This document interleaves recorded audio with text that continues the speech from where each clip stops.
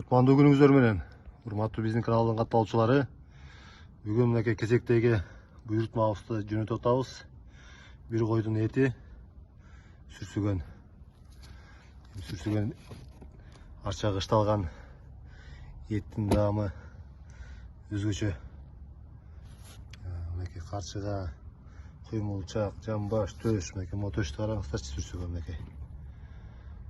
Мотөштү кызыңызга салып жиберсеңиз, жиендериңиз төштүн этин шишимип майынан бала күндөгү батасын берет сиздерге.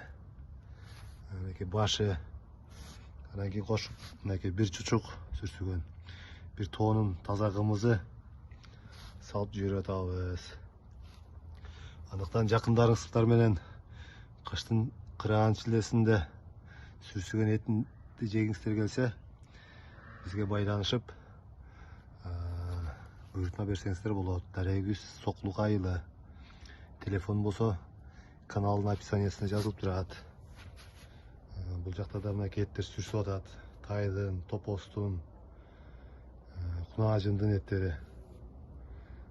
Бул жерде болсо мынакей дагы эки койдун эти мынакей сүрсүгөнгө кирип атат. Кайрадан эфир аркылуу жолукканча сак саламатта болуңуздар.